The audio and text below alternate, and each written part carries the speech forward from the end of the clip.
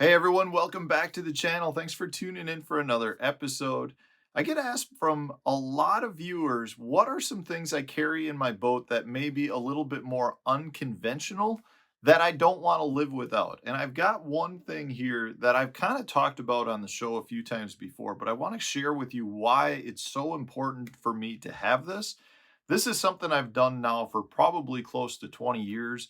My team partner was the one that came up with it as a way to do some effective pre-fishing, but I found a lot of other uses for this material now in the boat. And before I get into that, I do want to remind you guys though that if you're looking to support the channel, make sure you subscribe. If you like videos like this and these are helping you catch fish, hit that subscriber button. It means a lot to me if you do that. Also, don't forget, if you're looking to buy some tackle, please use my Tackle Warehouse affiliate link. I'll put that in the video description. That's also a very good way to support the channel. All right, guys, so let's talk about this. This goes back, like I said, probably 20 years. I was trying to identify ways where we could pre-fish for these team tournaments without sticking the fish. I think we recognized how valuable it was to go out there and shake fish off so that you could potentially go back the next day and catch them. And this was kind of before the idea of the hitchhiker came around, where you're not even using a hook. So at that point, we were using baits with hooks, but we wanted to come up with a way not to stick the fish. And my team partner at the time came up with the idea of using some of the small surgical tubing. I believe this is an 1/8 inch size. This is the same sort of thing that they use a lot of times for like IVs and different medical practices. I know you can find this a lot of times at medical stores. You can find it at science stores a lot of times.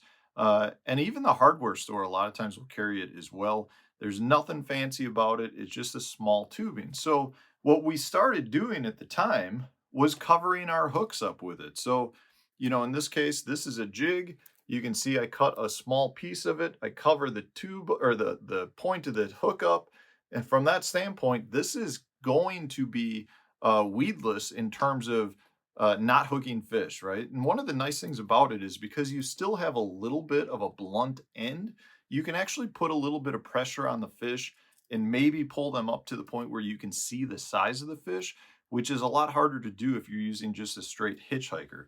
But this works great on the baits where you don't want to necessarily cover up the hooks. If you're Texas rigging, you can easily rig up a hitchhiker. If you're throwing a jig, you can't really do the same thing with a hitchhiker. So in this case, I cover up the tip of the tip of the hook with some tubing. It works great on other baits. You can do the same with frogs. With frogs, I'll put one tube on each one, and therefore you make your frog completely uh, resistant to hooking fish. You can do it with a whole bunch of different baits. A lot of times I'll do it with flukes, various things that you still need to have the hook in the bait, but you need to cover the hook over to prevent it from snagging fish. So it's a pretty basic use for the tubing, but there's a lot of other things that I like to use this tubing for. I keep this right in the day box of my boat, so I've got it with me at very easy disposal anytime I need it. In fact, you can see I probably need to get a little bit more, although this will last me like easily through the rest of the season. But generally speaking, I've got probably several feet of it to start. But so that's one thing. Covering up the hooks is a great thing. Another thing that I like to do with it is just use it for mounting trailer hooks. So I'll take a small piece of it and I'll thread the tip of the hook point through it, and then that prevents the trailer hook from being able to sneak around it. Now, personally, when I use trailer hooks, I prefer to use a trailer hook that's free swinging. I think that I get better hookups from that versus having a trailer hook that maybe has some rubber coating over the eye of the hook, which keeps it perfectly in place. I've done videos on why I don't like to do that personally. I think you actually limit your hookups in a lot of instances because your hook is in a fixed position. I would much rather keep it in a free swinging position. And that little bit of tubing that I put on the hook shank prevents that hook from coming off and allows it to swing freely on the hook itself. So anytime I want to use a trailer hook, I'm using that tubing. Another, I talked about this recently in a video that I did when I was down at Lake Okeechobee for using prop baits. One issue that you have a lot of times with prop baits and topwaters in general is you get the line wrapped around the propeller. So what I do to combat that is I take about a 1/2 inch section of tubing, I thread that on my line, and then I go ahead and tie a knot to my bait. And at that point, I've got a 1/2 inch of tubing in front, and that little bit of tubing makes sure that the line comes straight out of the bait and a 1/2 inch in front, and it dramatically limits the amount of times your line wraps around the propellers of your prop bait. It works great as well if you're having issues potentially with, say, a popper. A lot of times it wraps around a popper. You can put a little bit of tubing in front of your the bait eye in that case as well. But again, I love the tubing for that reason. Another one, simply to mount blades.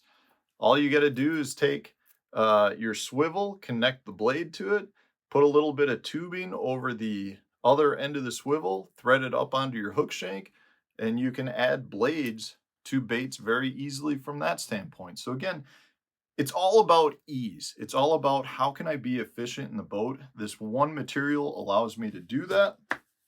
I can make plastics last longer. And I've done videos on this as well. I'll take wacky rigs. So this Berkeley General, in this case, I took a little bit of that tubing, threaded it through the worm, and then that allows me to thread the hook through that tubing. And because of that, this does not rip out of the worm nearly as easily as it would if, in fact, I just had the hook point through it. And that's because I'm able to displace the energy or the power of me pulling on that hook throughout the entire tube and not just the little diameter of the hook point. So I can get wacky rigged worms to last significantly longer. I mean, there's a whole pile of uses for having this little bit of tubing in my boat. Like I said, it lasts forever, and it's something that costs pretty much almost nothing. You can buy several feet of it for a couple of bucks, and at that point, that couple feet will last you literally like a year, 2 years, 3 years. It just comes down to how much you actually are out fishing. The point here is when people ask me, what is something that I have in my boat that most people don't have that I would not do without? It's this stupid tubing. It's so valuable to me. I really do feel like this is something that allows me to fish efficiently and effectively on the water. And it's vital to me being able to make quick adjustments and at the same time being able to pre-fish without sticking fish. So I highly recommend picking up some tubing.